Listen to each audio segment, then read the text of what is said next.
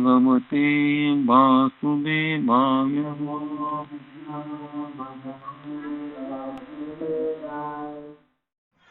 श्री श्रीमद हरिदास बाबाजी महाराज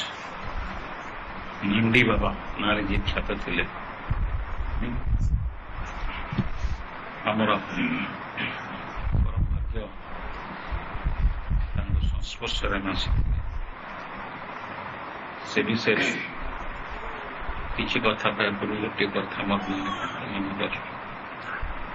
ये आमर अंतरराष्ट्रीय कृष्ण भावनामृत संस्थापक आचार्य श्री श्री अभय चरणारविंद महाराज आविर्भाव तिथि पे नंदोत्सव जोगाजोग स्वरूप श्री हरिदास बाबाजी महाराज तिरोभाव तिथि की जगन्नाथ नंदोत्सव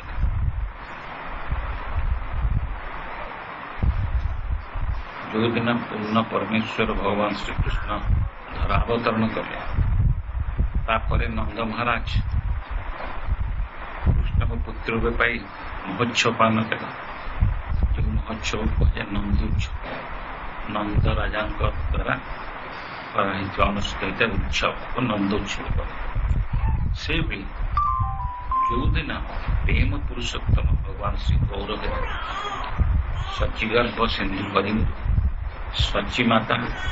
उपाश्रय कर माता पाखे पुत्र रूपे आविर्भूत है परदिन प्रेम पुरुषोत्तम पुत्र रूपे पाई महोत्सव पालन कले किए ना जगन्नाथ प्रभुपाजी महाराज जमी नंदोत्सव जमी स्वागत करने सेमती गौरहरी आविर्भाव दिवस पर जगन्नाथ मिश्र महोत्सव आविर्भूत है हरिदास लक्ष्य केवल टोका कौन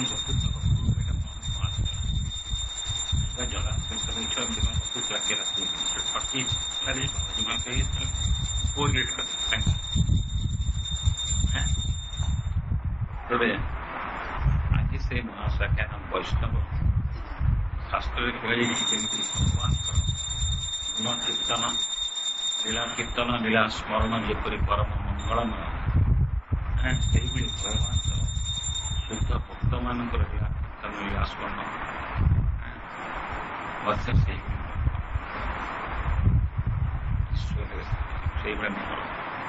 परिप्रेक्षी बाबाजी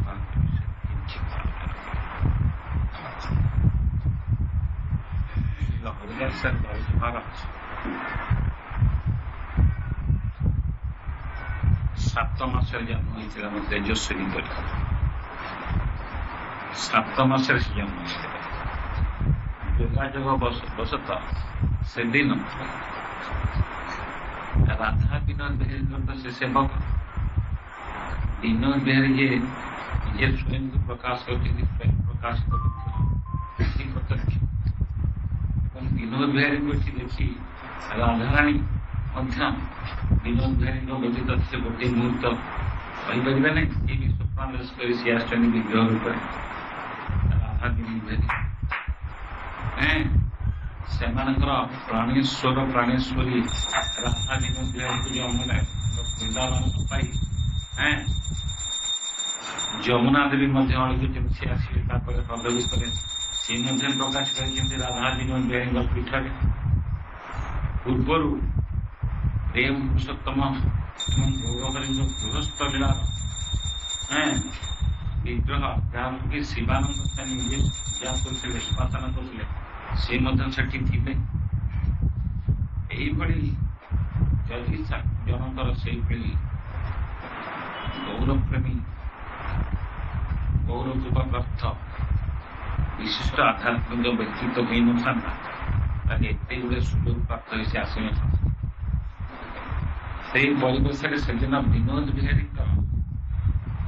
ठीक मन पड़े कौन से उत्सव चली हरिनाम हरिबोल हरिब्रह्मी ध्वनि भितर बाबाजी महाराज 7 वर्ष राष्ट्र 7 मास साधारणतः स्वास्थ्य विज्ञान कौन 10 मास शिशु दिमाग ଗର୍ଭରେ ରହିବ ତାର ଶରୀରର ପୂର୍ଣ୍ଣ ବିକାଶ ହୁଏ। 7 ମାସରେ ପୂର୍ଣ୍ଣ ବିକାଶ ଥିଲା। ଯଦି ଆମେ ଦେଖୁ ତେଜସ୍ୱୀଙ୍କର 7 ମାସରୁ ମୋବାଇଲ ଧରି ଚାଲିଲା, ତେବେ ସିଏ ସେଇ ରକମ ଇଏ ବାବାଜୀ ମାନେ 7 ମାସରେ ତାଙ୍କର ବାଳ ଉଠିଲା, 20 ଦିନ ପର୍ଯ୍ୟନ୍ତ ମୁଣ୍ଡରେ ବାଳ,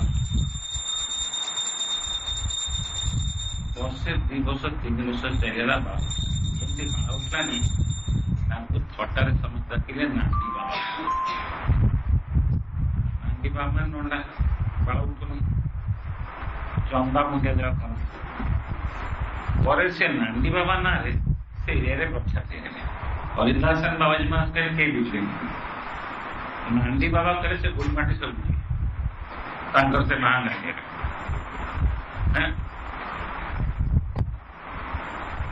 ଯାହା ହଉ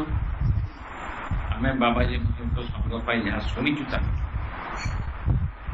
ତାଙ୍କ ପିଲା ବେଳେ ତାଙ୍କର ଅଧିକାଂଶ ସମୟ ଯାଇଥିଲା ତାଙ୍କ ନିଜ ଗୁରୁଦେବଙ୍କ ସେବାରେ, ହରିଦାସ ତାଙ୍କ ସେବାରେ ସେ ଅଧିକାଂଶ ସମୟ ଅତିବାହିତ କରିଥିଲେ। ଏବଂ ସେତେବେଳେ ବୃନ୍ଦାବନ, ନବଦ୍ୱୀପ, ଦ୍ୱାରିକା, ଦକ୍ଷିଣ ଦେଶ ରାମେଶ୍ୱର, ବିଶେଷ କରି ବୁଦ୍ଧଭଦ୍ର ବୃନ୍ଦାବନ ବହୁ ସାଧୁ ସନ୍ଥ ଭକ୍ତମାନେ ଆସୁଥିଲେ ଜଗନ୍ନାଥ ଦର୍ଶନ କରିବାକୁ ରଥଯାତ୍ରା ଚାଲି ଚାଲି। ସେମାନେ ଯୋଉ ଆସୁଥିଲେ ରାଧା ବିନୋଦ ବିହାରୀଙ୍କ ବାଟ ଦେଇ ଯାଉଥିଲେ। ରାଧା ବିନୋଦ ବିହାରୀଙ୍କ ପାଖରେ ଗୋଟେ ବିରାଟ ବଡ ସଭା କକ୍ଷ ଥିଲା, ଯେମିତି ଆଧୁନିକ ସମୟରେ କୁହନ୍ତି ଡର୍ମିଟରୀ। ଡର୍ମିଟରୀ କହିଲେ ଗୁଡାଏ ହଲ୍,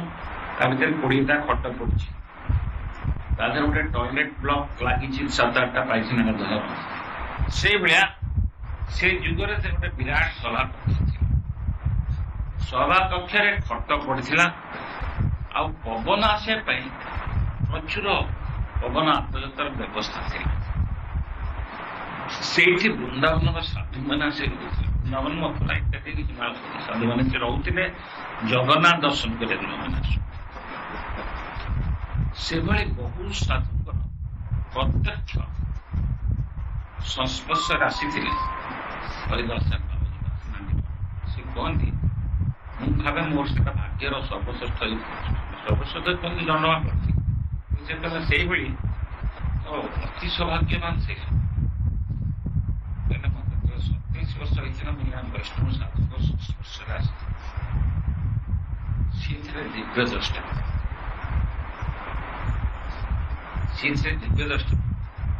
ସିଏ ମତେ ସୂଚନା ଦେଇଥିଲେ ମୁଁ ଯୋଉଥିପାଇଁ ଆସିଛି ସେଟା 80 ବୟସରେ ସ୍ମୃତି, 80 ବୟସରେ କହିଥିଲେ। ସେତେବେଳେ ମୁଁ ତାଙ୍କ କଥା ବୁଝିପାରିଲି, ଯେତେବେଳେ ଦଣ୍ଡଭୋଗ ଲୀଳା ଦର୍ଶନ ହେଲା ମୁଁ ବୁଝିପାରିଲି। ସେ ତାକୁ ଏମିତି ସେ ବହୁ ସାଧୁଙ୍କ ସଂସ୍ପର୍ଶରେ ଆସିଥିଲେ। ବାବାଜୀ ମହାରାଜଙ୍କ ବିଷୟରେ କହିବାକୁ ଗଲେ ଭଗବତ ବ୍ୟବସ୍ଥାରେ ସେ କିଛି କାର୍ଯ୍ୟ ସାଧନ କରିକି ଆସିଥିଲେ। ସେ ବିଷୟରେ ଆମେ ଟିକେ ଗଭୀର ଭାବେ ଚିନ୍ତା କରିବା ତାର ପ୍ରମାଣ ପାଇ। ପ୍ରମାଣ କଣ ନା, ଆମ ଶୈଶବ ଅବସ୍ଥାରେ ମୋର ଶିଶୁ କହିଯିବ 7-8 ବର୍ଷ ଶିଶୁ କହିଯିବ। ଆମ ଶୈଶବ ଅବସ୍ଥାରେ ଆମେ ଜଣେ ସାଧୁଙ୍କ ସଂସ୍ପର୍ଶରେ ଆସିଲୁ, କାହିଁକିନା ଆମର ଶାରୀରିକ ପିତା ଶାଢୀ ପିନ୍ଧିକି ସେବା ମନ୍ଦିର ବନଯୋଦ୍ଧା ମନ୍ଦିର, ପତିତପାବନ ମନ୍ଦିର, ଜଗନ୍ନାଥ ମନ୍ଦିର, ବହୁତ ମନ୍ଦିର କରିଛନ୍ତି। ଜଣେ ସାଧୁ ସିଏ ଯାହା କହିଥିଲେ ଯୋଗାଯୋଗ ସିଏ କହିଥିଲେ କଣ ଲେଖି ଦେଇଥିଲା, ଏ ଜାତକ ଏଇ ବୟସରେ ପଦାର୍ପଣ କଲା ପରେ ଭଗବାନଙ୍କର ଅନ୍ୟତମ ଶ୍ରେଷ୍ଠ ବିଳାପିତ ପ୍ରାପ୍ତିର ସୁଯୋଗ ପାଇଥିଲା। ସେଇଟା ଆମେ ଭୁଲି ଯାଇଥିଲେ। ତାପରେ ଆମର ପରମାରାଧ୍ୟତମ ଗୁରୁପାଦ ଯେତେବେଳେ ଶ୍ରୀ ଗୁରୁପାଦଙ୍କର ଶତବାର୍ଷିକ ଜୟନ୍ତୀ ଉପଲକ୍ଷେ ଆମେ କିଛି ସେବା ଅଙ୍ଗୀକାର କରିବାକୁ ଅନୁପ୍ରାଣିତ କଲେ ଏବଂ ଅନ୍ୟାନ୍ୟ କାର୍ଯ୍ୟ ଭିତରେ ଆମେ ବିଶ୍ୱବିଦ୍ୟାଳୟ ସ୍ଥାପନ କରିବା ପାଇଁ ଭାବିଥିଲେ ଏବଂ ଗୁରୁଜନଙ୍କ ଆଶୀର୍ବାଦ ମଧ୍ୟ ଲାଭ କରିଥିଲେ। ସେଠି ପ୍ରଚୁର ଉନ୍ନତି କରିଥିଲା। ହଠାତ୍ ଗୁରୁଜନ ଡାକିକି ସେଟା ବନ୍ଦ କରିବାକୁ କହିଲେ ଯେହେତୁ ଗୋପାଳ ନିର୍ଦ୍ଦେଶ ଜାଣି ସେ କହିଲା ସବୁ କିଛି ଗୋପାଳ ନିର୍ଦ୍ଦେଶ ଦେଉଛି, ଗୋପାଳ ଆମର ପରମ ମଙ୍ଗଳ ଭାବୁଛୁ। ଗୋପାଳ କଥାକୁ ସ୍ୱୀକାର କରିଦେଇ ତା ଦ୍ୱାରା ଆମେ ଶ୍ରେଷ୍ଠ ପରିମାଣ ଏବଂ ସେତେବେଳେ ସେ କହିଥିଲେ ଗୋପାଳ ସୂଚନା ଯେ ତୁମେ ମହାପ୍ରଭୁଙ୍କର ଅଚିନ୍ତନ ପଥ ସେବାର ବର୍ତ୍ତମାନ ତାପରେ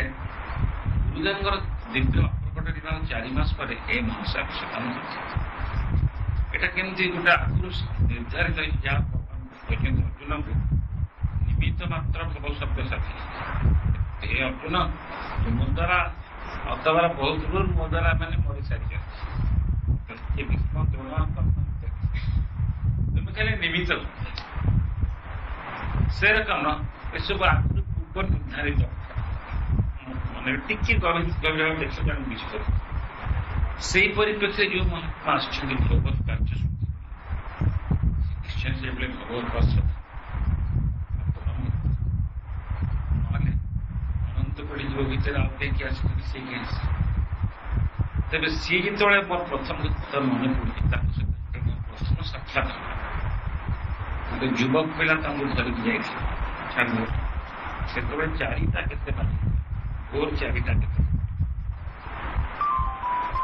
କାପୁନଗର ସେ ଘରେ ଏକ୍ସଟେନସନ ଘର କିଛି ହେଇନଥିଲା। ଆମେ ଯୋଉଠି ଆମେ ଶିଖୁଛୁ ଦାନଘର ସେ ପୁରୁଣା ଘର ଦିଟା ଥିଲା। ଦାନଘରରେ ଯୋଉଠି ସେଟା ସେଇଠି ସେ ଆସିଲେ ବୈଷ୍ଣବ କରି ଆପଣ ସଚିମାନ ଆପଣ କରିଛି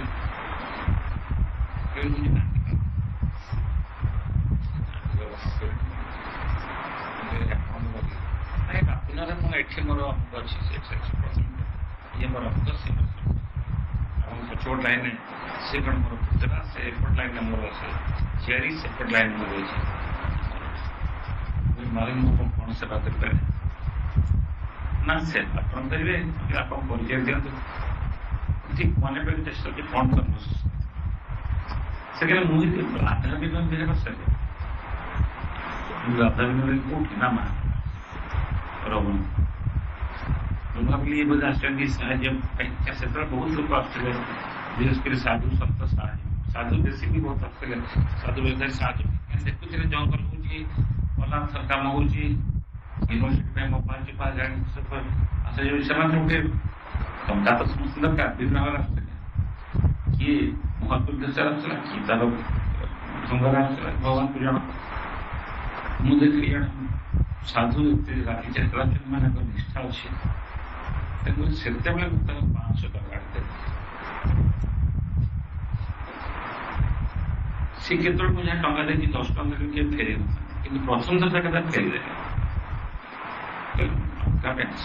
ଆମର ଟଙ୍କା ଝିଅ ମୁଣ୍ଡରେ ଡରିକି କ'ଣ ସେବା କରିପାରିବେ ନା ବିନୋଦ ବିହାରୀର ସର୍ବଶ୍ରେଷ୍ଠ କୃପା ମୁଁ ପାଇଛି। ମୁଁ ଆପଣଙ୍କୁ ଜୀବନରେ କେବେ ଦେଖିନଥିଲି ବା ଆପଣଙ୍କୁ ଗୁରୁଦେବଙ୍କୁ କେବେ ଦେଖିନି। ଯଦି ଦେଖିଥିବି ମୁଁ ଜାଣିପାରୁନଥିଲି ବା ଆପଣଙ୍କ ପରମ ଗୁରୁଦେବ ପ୍ରଭୁପାଦଙ୍କୁ ଯେମିତି ମୁଁ ଦେଖିନି। କିନ୍ତୁ ମୁଁ ଆପଣଙ୍କୁ କହୁଛି ରାଧା ବିନୋଦ ବିହାରୀ ସ୍ୱୟଂ ମତେ ସ୍ୱପ୍ନରେ ଆବିର୍ଭୂତ ହେଲେ ଏବଂ ତାପରେ ପରେ ପ୍ରଭୁପାଦଜୀ ମହାରାଜ ଲକ୍ଷ୍ମୀ ମହାପ୍ରଭୁ ସେ ସ୍ୱପ୍ନ ସେ ମୋ ହାତ ଧରି ସେ ବହୁତ ପ୍ରଶଂସା କଲେ ଗୁରୁଦେବ ସେମାନେ ହାତ ଧରି ଶଙ୍ଖ ବା ଶଙ୍ଖ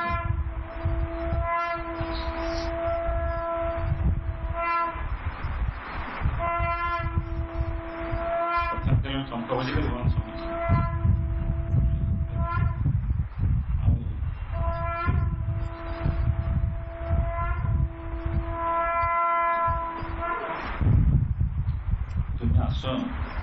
তুমি ଯାଅ ସଚିନ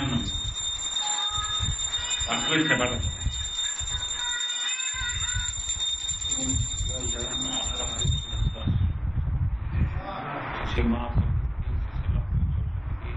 जय श्री लक्ष्मी सरस्वती वंदित भगवान श्री महाप्रभु की जय श्री द्वादश उदयपुरांगा महाप्रभु की जय महाराज की जय श्री मदन गोपाल की जय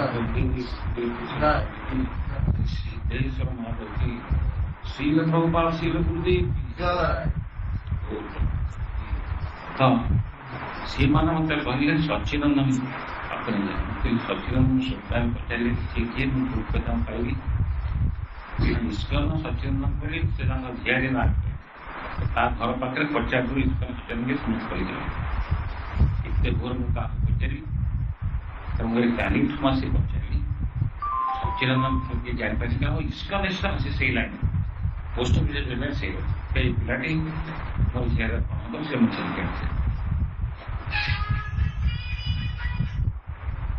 कहले तुम्हें प्रस्तुत अच्छा से कृपा नापे हाँ ठीक कल समस्या साथ बाहर भी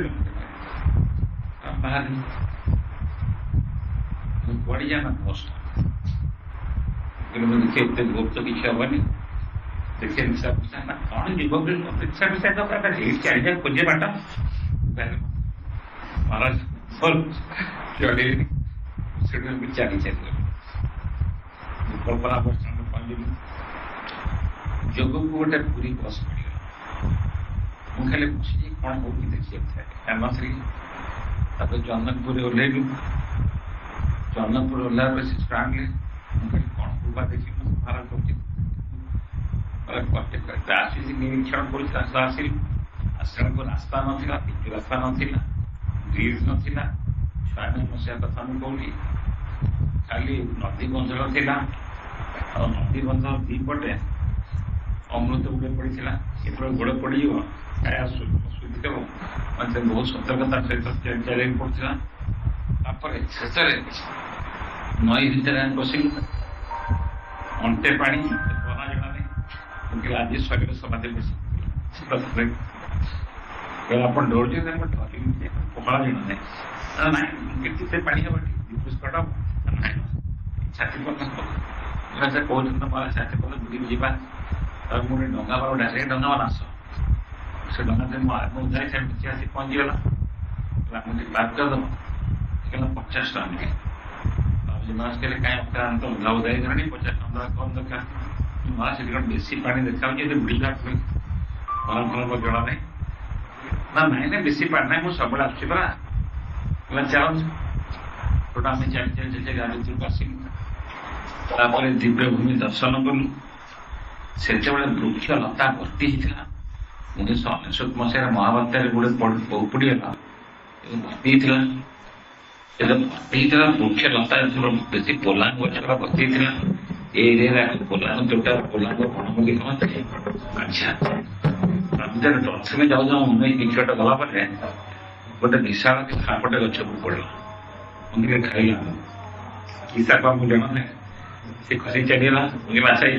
कृपा देवाई कृपाटा कौन बुझे मुझे देखा तो यहाँ सर्वसाधारण पाइखाना गोड़ पकड़ा बेलू सतर्कता सहित गोड़ पकड़ कि दूर में केतोटे पिला बोधे तीन माणी पिला ना तो पिला गोटे कौन लुहाड़ देखे रनी एमती एमती कहते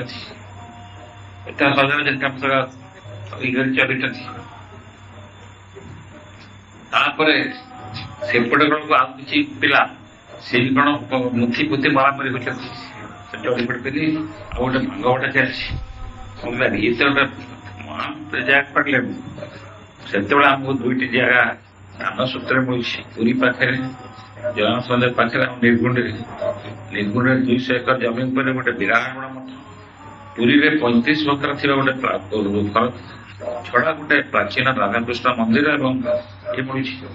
सी कहले ये हूँ से कृपा सर्वश्रेष्ठ कृपा महाराज योग्यता बना आमको मागणा मिली आनिके कहीं पशु ये जगह सी से जहाँ कहले अविफल गुरुजन कमा फुस्ट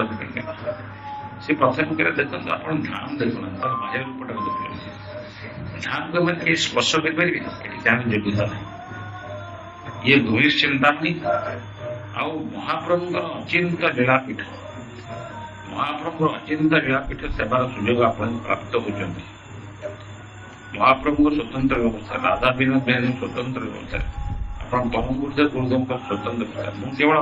ତାଙ୍କର ବାହାକ ହିଁ ଆପଣଙ୍କ କରିଛି। କିନ୍ତୁ ଆପଣ ଯେ ପ୍ରାପ୍ତ ହେଉଛନ୍ତି ନା ଦେଖ ଗୁରୁଦେବଙ୍କ ସାଙ୍ଗେ ତାଙ୍କ ସାଙ୍ଗେ ମିଶିଗଲା। ଗୁରୁଦେବ ଯୋଉ କହିଥିଲେ ଡୋଣ୍ଟ ବି ଡିସାର୍ଟ ଭଗ୍ନ ହୃଦୟ କହିନି ଇନୋଭେଟର ମନ୍ଦିର କହିଲେ ମହାପ୍ରଭୁଙ୍କ ଅଚିନ୍ତା ଲୀଳାପୀଠ ସେବାର ସୁଯୋଗ ପାଇବ କହିଥିଲେ। ସେ ସେଇ କଥା କହିଲେ ଭଗ୍ନ ହୃଦୟ କଥା ପାଆନ୍ତି କହିଲା ମହାପ୍ରଭୁଙ୍କର ଅଚିନ୍ତା ଲୀଳାପୀଠ ଆମେ ସେବାର ସୁଯୋଗ ପାଇ ପ୍ରାପ୍ତ କରୁ। ତାପରେ ଗୋଟେ ଆସିଲା ଏଇଟା ହେଲା ବାବାଜୀ ମାନଙ୍କ ଦ୍ୱାରା। ବାବାଜୀ ମହାରାଜଙ୍କ ବିଷୟରେ ମୁଁ ଆଉ ଟିକେ ଶୁଣିଲା। ବାବାଜୀ ମହାରାଜ ଯେତେବେଳେ ଏଠି ଲୀଳା ଦର୍ଶନ କରିଥିଲା ଏଇଟା ହିଁ ସେ ପରମ କୃପାମୟ ଲୀଳାପୀଠ ମହାପ୍ରଭୁଙ୍କର କୃଷ୍ଣ ପ୍ରେମ ଭକ୍ତି ପ୍ରଦାତା ପୀଠ। ସେ ଦୁଇଟି ବିଚାର କାରଣ ମନକୁ ଆସିଥିଲା। ସେମାନେ କହୁଥିଲେ ଏଇଟାରୁ ଲୋକ କିପରି ଗ୍ରହଣ କରିବେ। ମୁଁ ସେଟା ଦେଖିଛି ମୁଁ ଲୀଳା ଦର୍ଶନ କରିଛି ବୋଲି ସମସ୍ତେ କହିଲେ ସମସ୍ତେ ବିଶ୍ୱାସ କରିବେନି। ତେଣୁ ଲୋକ କେମିତି ଗ୍ରହଣ କରିବେ ସେଥିପାଇଁ ତାର ଶାସ୍ତ୍ରୀୟ ପ୍ରମାଣ ଜଣେ ବ୍ୟକ୍ତି 80 ବର୍ଷ ବୟସରେ ସେ ଯେଉଁଭଳିଆ ପରିଶ୍ରମ କରିଛନ୍ତି ଆମେ ଚିନ୍ତା କରିପାରିବା। ଆଜିକା ଯୁଗର 25 ବର୍ଷ ଯୁବକ ଚିନ୍ତା କରିବା। କାରଣ ସେ ତିନୋଟି ଆଧାର ଉପରେ ଜାଗାଟାକୁ ନିର୍ଣ୍ଣୟ କରେ। କଣ ତିନୋଟି ଆଧାର? ଗୋଟିଏ ହଉଛି ଶାସ୍ତ୍ରୀୟ ପ୍ରମାଣ, ଗୋଟେ ହଉଛି ଲୋକମୁଖ, ଆଉ ଗୋଟେ କିଛି ଚାକ୍ଷୁଷ। ସେ କହିଲେ ରୂପ ଗୋସ୍ୱାମୀ ସନାତନ ଗୋସ୍ୱାମୀ ଏଇ ତିନୋଟି ମାଧ୍ୟମରେ ବୃନ୍ଦାବନ ଭୂମିକୁ ନିର୍ଣ୍ଣୟ କରିଥିଲେ ମହାପ୍ରଭୁ ନିର୍ଦ୍ଦେଶ। ଶାସ୍ତ୍ରୀୟ ପ୍ରମାଣ କଣ ନା ସେ ବହୁ ଶାସ୍ତ୍ର ଅନୁସନ୍ଧାନ କରି ସ୍ଥିର କଲେ ଏଇଟା ହିଁ ଦଣ୍ଡ ପକେଇଲା। କାହିଁକି ନା ବୈଷ୍ଣବମାନଙ୍କ ଭିତରେ ଟିକେ ଦ୍ୱନ୍ଦ୍ୱ ଆସେ।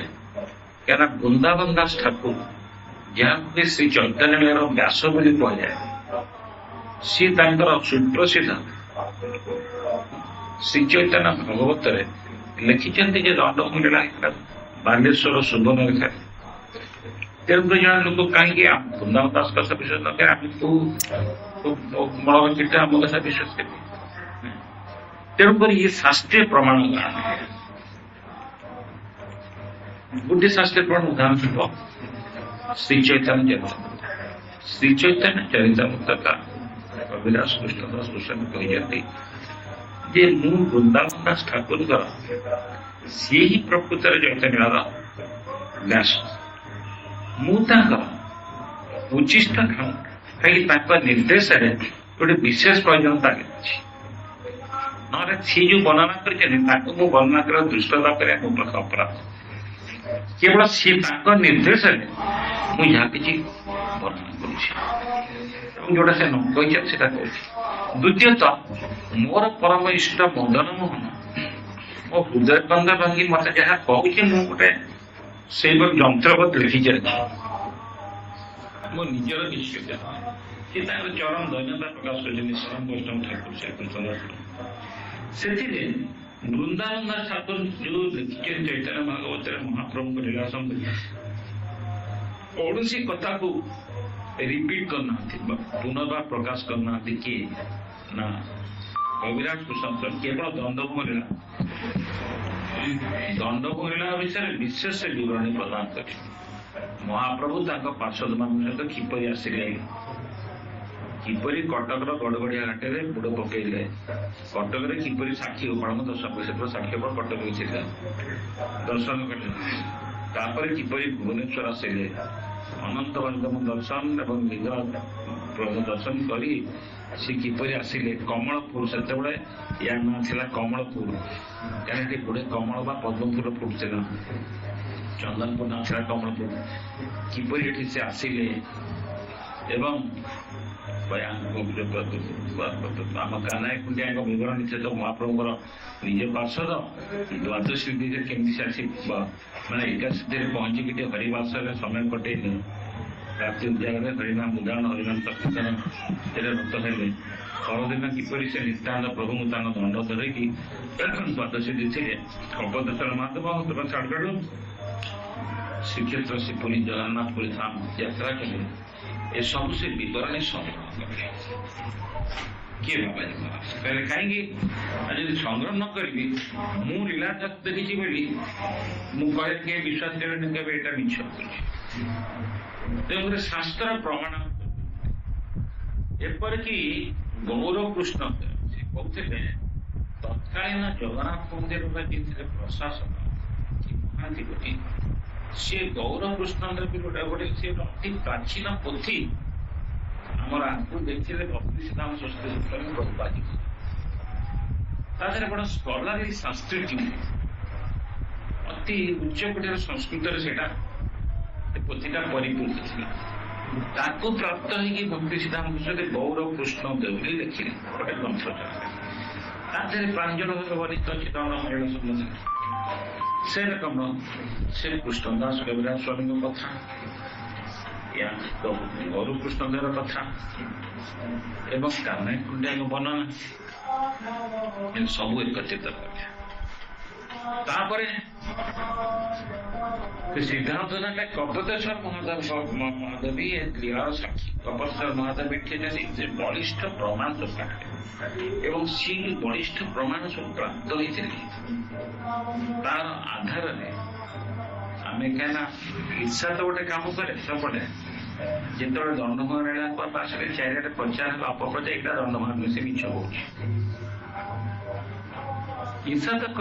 सब स्वामी सब बहुत प्रचंड ईर्षा करेंगे कि एपरिक जो मैंने ज्ञानी एवं अति उन्नत वैष्णव से ईर्षा करते बहुत उन्नत कि भी अस्वीकार करें उदाहरण स्वरूप भक्ति वेदांत नारायण महाराज से कहले वृंदावन दास कहते कि बुझेदलु शास्त्र से एत अति अभिभूत हो पर वर्ष मुझे वृंदावन कार्तिक परिक्रमार शह शह भक्त मध्य दौड़ी दौड़ी से कुंडे सचेतन प्रभु निमंत्रण कर आसे मो जॉइन कर प्रति वर्ष जावा दंडमार गुण कीर्तन करवा से सर्वोच्च बहुत थर मत लंच पे जाइए संकोचर कहीं प्रभुपाद तेणुक सी बहुत थर नारायण महाराज तो प्रोफेसर फकीर दास भी अच्छे मो मन जी थे जन निग्रो भक्त आसिले मत खोजी खोजी पाइले भुवनेश्वर स्कूल कहले आम दंडमा जाइए पाइलु पाइलु आम गोटे अभियोग कर कौन ना आप दंडमा नुहे दंडमा बोली कहते लोक गोटे भूल धारणा प्रभुपाद प्रीति आप परिचय जड़े कहले से प्रभुपाद भक्त आ जड़े गुरु भक्त देखिए आप दंडमान मिले ना प्रोफेसर फकीर मोहन दास कहले सीधा मना कर दंड योग को मुझे ना आपको प्रमाण देवी आपड़ कहते फकीर मोहन दास मुझे पचारे वर्तमान चली पुरी रोच काली आप देखा फकीर मोहन दास जोगाजोग से पूरा आसु कहले आज्ञा सचेतन महाराज कहते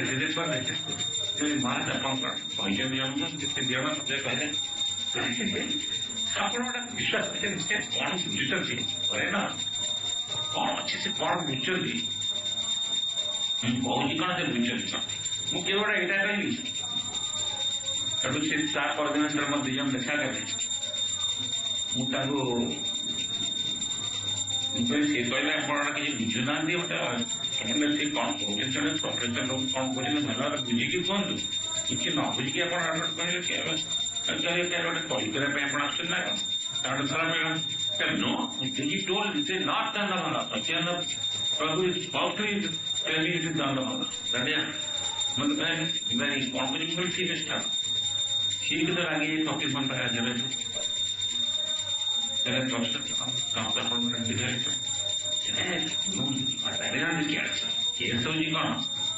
टाइम तक कहले जहाँ जिनिस वृंदावन दास भूल पाए ये दिन से कोड़ी कौन से जोगाजोग बस महेश पंडित बोली गोटे गुरु भाई रोला कृष्ण तार गोटे रूम में पकड़ सी मत देखी कहली पाइखाना हो जाए बोले सर गोटे मिनट मुझे कहना मुझे भूल थो गोटे मतामत चित्रपट देखिए देखो मुझे भी डॉक्टरेट पाई ସେଇଟା ହିଁ ଦଣ୍ଡମା କରି ମୁଁ କାହିଁ କହିବି ସେଟା ପାଗଳ ଗୁଡ଼ା ବର୍ତ୍ତମାନ ସେ କହୁଛନ୍ତି ଏଇଟା ତେବେ ଯାଅ ପ୍ରଥମର ଯେତେ ସବୁ ଦ୍ୱନ୍ଦ୍ୱ ଉପୁଜିଥିଲା ଯୋଉମାନେ ବୁଝିବେ ତ ବୁଝିବେ ଯୋଉମାନେ ବୁଝିବା ଲୋକ ତାଙ୍କୁ ଯୋଉ ଶାସ୍ତ୍ରୀୟ ପ୍ରମାଣ ଆମେ ଦେଖେଇଲୁ ସେ ସବୁ ହଉଛି ବାବାଜୀ ମାନଙ୍କ ଦାନ ବାବାଜୀ ମାନଙ୍କ ଦାନଟା ଶାସ୍ତ୍ର ତ ଥିଲା କିନ୍ତୁ ତାକୁ କାଢିକିରି ଅକାଟ୍ୟ ପ୍ରମାଣ ଉପସ୍ଥାପନ କରିବାଟା ହଉଛି ବଡ କଥା ତେଣୁକରି ସେଇ ତାଙ୍କର ସେ ଯୋଉ ସମସ୍ୟା କରିଛନ୍ତି ତାପରେ ପୁଣି ଦଣ୍ଡମା ଏଇଟା ବୋଲି କିପରି ନିର୍ଣ୍ଣୟ କରିଛନ୍ତି यार इतिहास କରିଛନ୍ତି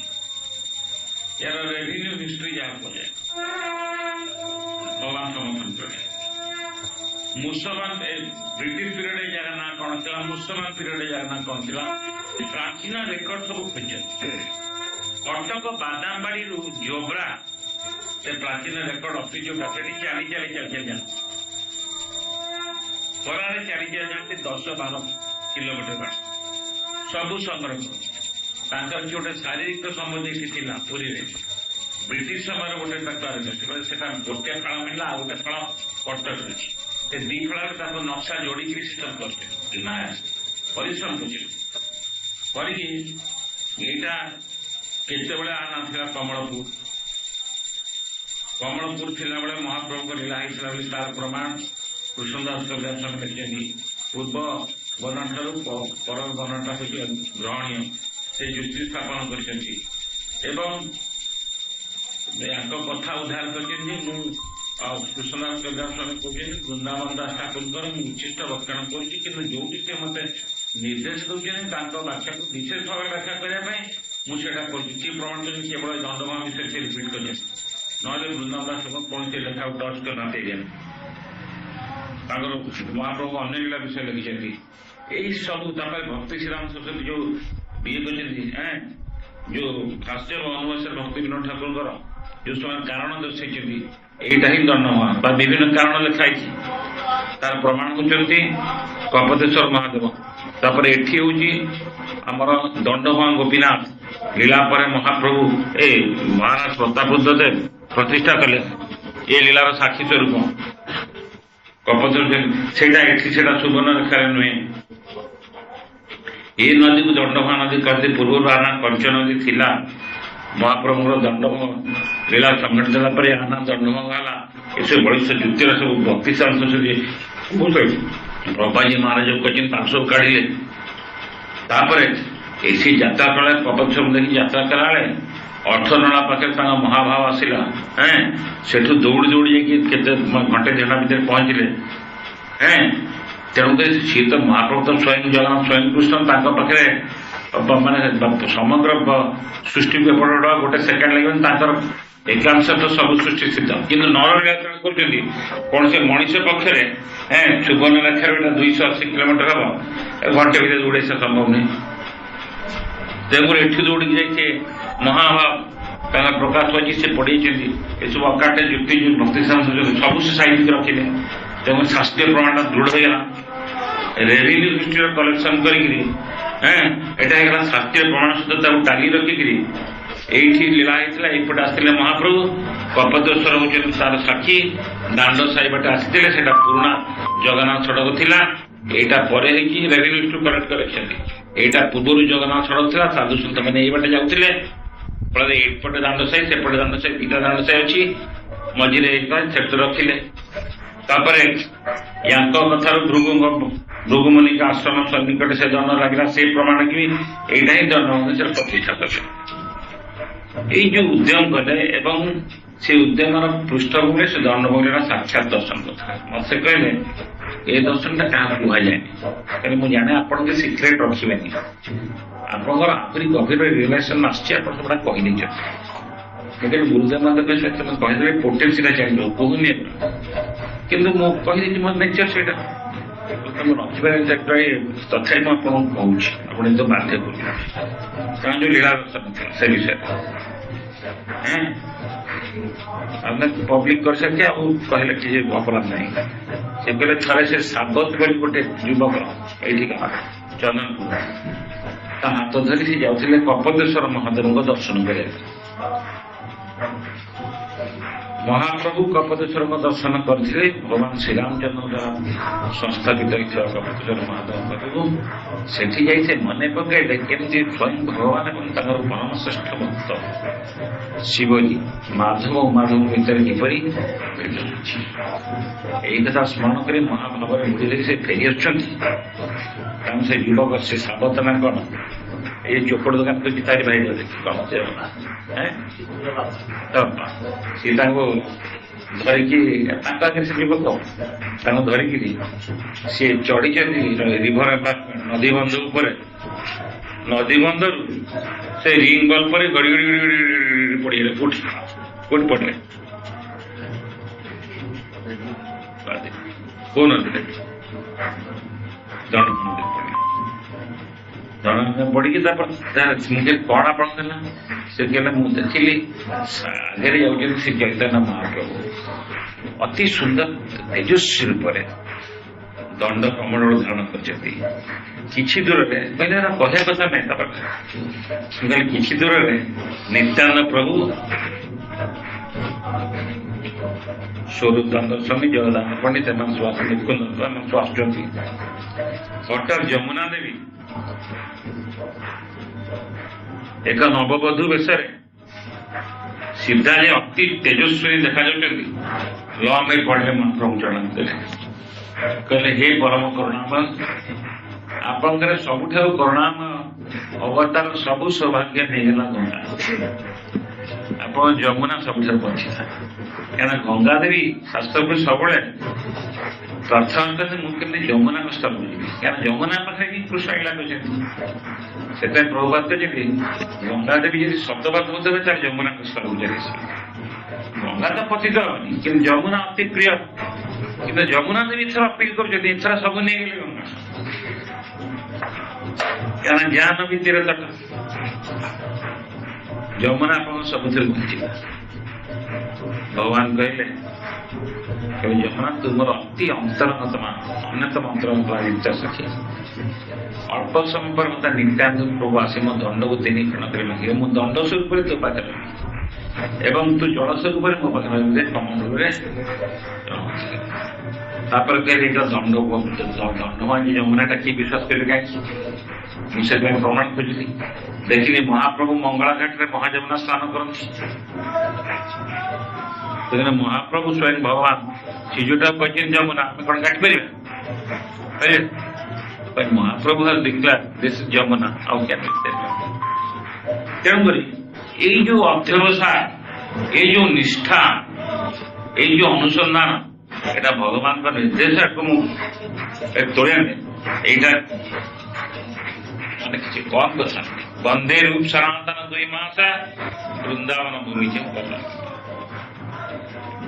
ଆଉ ତାଙ୍କର କେତେବେଳେ ଲୀଳା କଥା ମୁଁ କହୁଛି। ଥରେ ମହାବାତ୍ୟା ହେଇଥାଏ ମୋ ମନଟା ଟିକେ ଛଟପଟ ହେଲା ବାବୁଜୀ ମହାରାଜ କେମିତି ରହୁଥିବେ କାରଣ ସେଠି ଟିକେ ଅବହେଳିତ ଅବସ୍ଥା ଥାନ୍ତି। ଗୋଟେ ଦୃଷ୍ଟି ମୁଁ ଉପକୃତ ଆତ୍ମରାନବତୀ ତାକୁ ମୁଁ ଡାକିଲି ଟିକେ ବାବୁଜୀ ମହାରାଜ ଦେଖିଲା। ସେ ସାଙ୍ଗେ ସୁମ ଧରିକି ଆସିଲା। ବାବାଜୀ ମାଙ୍କ ଯୋଉ ବିରୋଧୀ ପାଖକୁ ଯୋଉ ପଟେ ଆମେ ଯିବୁ ସେପଟେ ଯାଇପାରିଲୁନି। ଗୁଡାଏ ଗଛ ପଡିଛି। ଲୋକ ଲଗେଇଲୁ ସେ ଗଛ ହାଣିଦେବ ଯୋଉଟା ପଡିଛି ରାସ୍ତା ଉପରେ ଅବରୋଧ କରିଛି। ତାପରେ ଆମେ ଯିବୁ ସେପଟେ କିନ୍ତୁ ଦେଖିଲୁ ଏତେ ଗଛ ପଡିଛି ଯେ ଯିବାଟା ସମ୍ଭବ ନୁହେଁ। ତାପରେ ଚଣ୍ଡିଖୋଲ ରାସ୍ତାରେ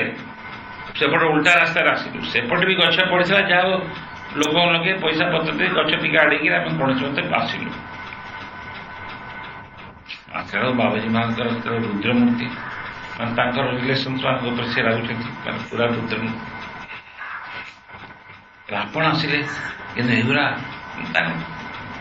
କହିଲେ ଆସୁନାହାନ୍ତି କହିଲେ। ମୁଁ କହିଲି ମହାରାଜ କମିଟି ପ୍ରସାଦ ଯାପଟେ ଆଗ ପାଇଛନ୍ତି ପ୍ରସାଦ ଶାନ୍ତନି ନା ମୁଁ ଆପଣଙ୍କ ସାଙ୍ଗେ ଯିବି। ମୁଁ କହିଲି ଆମେ ଆସୁଛୁ ଆପଣ ନେବା କିନ୍ତୁ କେମିତି ଯିବି ଏହାର କେହି ଆସୁନାହାନ୍ତି ଇଏ ଗୁଡ଼ା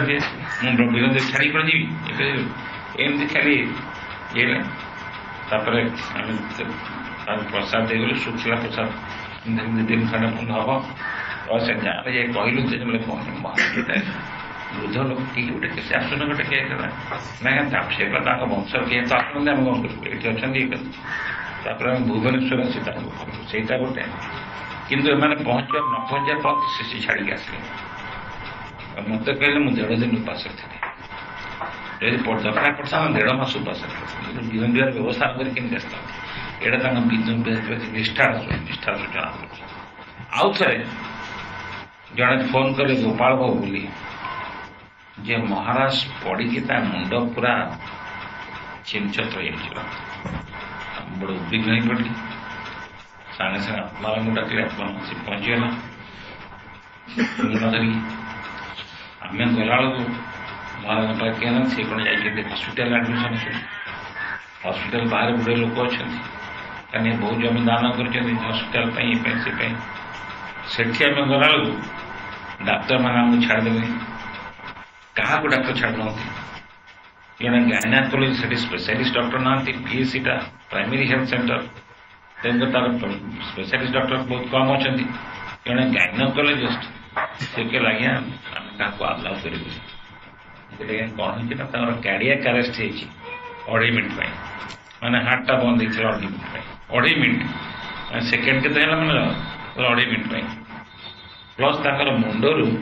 खंड खंड खंड खंड आम भी देखिलु से जगह एकदम पोखरी गोटे रक्तर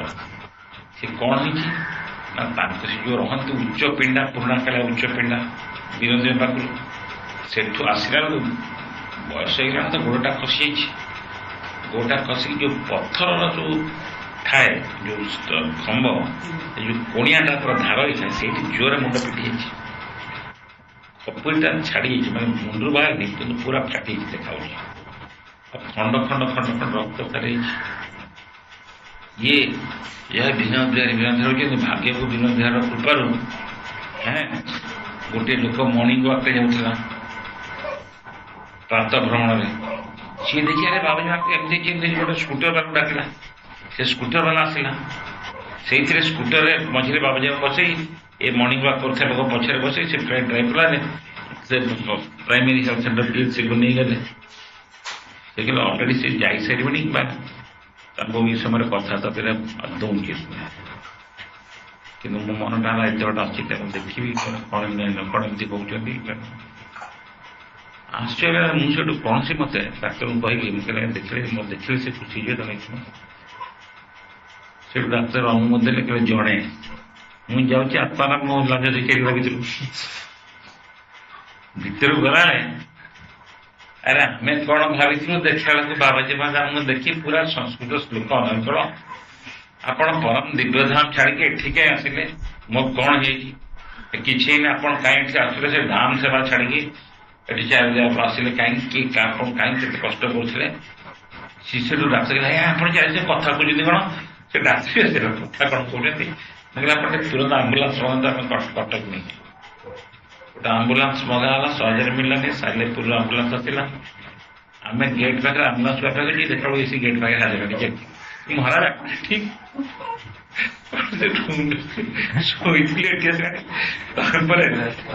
आम्बुलांस आसला आम्बुलांस आम महाराज कटक आणु से विनोद बिहारी होता कटक से कौन गवर्नमेंट सरकारी डाक्तखाना तो किसी न था गोटे प्राइवेट गलु से टेस्ट कला देखिए रिपोर्ट सब भल आसो आप कहीं व्यस्त स्टिच होपण पड़ा पर स्टिच कर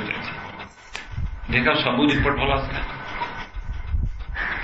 मुझे तथा मो मनटा ये गोटे एमआरआई टेस्ट करदा से कौन मैंने से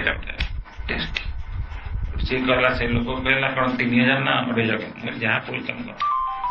पड़ा ए टंका वाला नष्ट कर कहीं एमती अलारम सब नष्ट करदे देले सब ये करिया सब कौन करदे सब टेंट फेंट बेकार हो महाराज आप व्यस्त हूँ आप कहीं व्यस्त हो कहीं टंका नष्ट करे मोदी रिपोर्ट ठीक अच्छे मुझे ना ना एमआरआई ये कथा देखी से एमआरआई वाला कहना मोर एमआरआई मेसीन खराब कौटी टेस्ट कर भुवनेश्वर आणु भुवनेश्वर कर क्लिनिक एमआरआई टेस्ट है ना कौ टेस्ट कर मुझे ये आउ टेस्ट हो ना से जो 3000 टका टेस्ट ना ये 300 टका भितर टेस्ट सी जाना टेस्ट पड़गला टेस्ट भी रिपोर्ट आसला भल पूरा भल माने भगवत इच्छा एभली विपद को सहज जन अतिक्रम करे पुणी ये बयस एटा संभव नहीं तापर सी तांकर गोटे इच्छा थी सी कहते मोर जब शरीर कोटि मत अप्रकट हुए ताले जोठी हुए विनोद भाई छड़ा जोठी हुए दंडमान बने मोर शरीर यदि विनोद भाई पाते अलग प्रथम विनोद भाई कौन तापर मत बदले यहाँ कही जोठी विनोद भाई जापर कहले जदि कौन कारण मोर अप्रकट संवाद पाई डेरी पहुंचु जदि विनोद भाई दोल मेलन बाधा हम तार से समस्या ना ठीक आस तो आम जो खबर पालू से होली रे गाड़ी मोटर बंद मुझे दंड भंगा मानने दंड भंगा मुझे शुणिली गोपाल कहले कल पड़ी के महाराज अप्रकट हो गले तेरे सका मुझे चेष्टा कर कनेक्ट स्विच अफ थी जान स्विच अफ की लो बैटरी बर्तन नागिया चाहिए मुझे मुंड खराब है जीवी बोली बनमाड़ी भी फोन करी बनमाड़ 7-8 गाड़ी से मना कल कौ बाबूजी कहली ना आई एम सॉरी गाड़ी क्षमा कर मत खराब मुझे छड़ा कहीं लाभ ना से आत्माराम फोन कली आत्माराम कहला मुझे सागे सागे गाड़ी नहीं आप पहुंच जाती गाड़ीटा खराब ड्राइवर ना ट्रावेल एजेन्सी मैंने लगे सब ट्रावेल एजेन्सी होली जो बंद करवा कौन अनिच्छाकृत भाव में डेरी गोपाल बोध से इच्छा थी प्रताप रुद्र को लगे जो प्रताप तो सागे सागे आप कौटे चलते तुरंत पठेगा सागे सागे पठे तेणु सी पठेगा आप भुवनेश्वर आसपारे आसपारे ना देखा कथा दंड पठेदेवी कि जब आप भुवनेश्वर आसपारे कम बाटर पुणी टाइम सेव कर पाखे जावाई अच्छा मुझे जाऊँ मोटरसाइकेल मुझे भुवनेश्वर होली दिन से रंग पंगा प्राय सरी आसती तार पहुंची अठच प्रताप रुद्र गाड़ीटा पठे सारी प्रताप रुद्र गाड़ी आम सागे सागे बाहर तो माँ भी बाहर सुविधा रिपेयर मत बाबू दर्शन कर आम जो पहुंचलु सी सब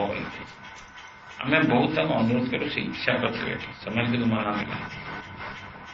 ना ये आम समावेश करूँ और विनोद भाई मेला शोभा जाएगी समस्या कहले छड़ा बाबू महाराज कहते इच्छा कहे आम फूल पकई पुष्प नहीं आस मुझे सागे सागे खबर थी सीताराम स्वामी इत्यादि आसी तो आम संक्षिप्त यहाँ बाबाजी महाराज जीवन किंतु गोटे कथा लक्ष्य करने अनेक कोटि कोटि व्यक्ति आसुच्च गणवा संभव कि जो मैंने महापुरुष जो मैंने महापुरुष जो मैंने कृष्ण भक्त से कीर्ति सब स्मरण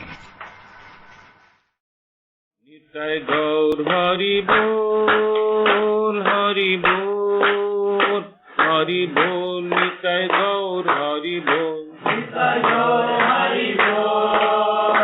हरि बोल हरि बोल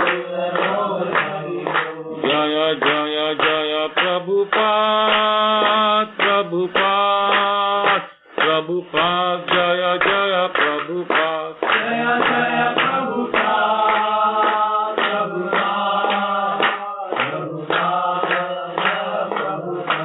गुरुदेव जय जय गुरुदेव जय जय गुरुदेव गुरुदेव गुरुदेव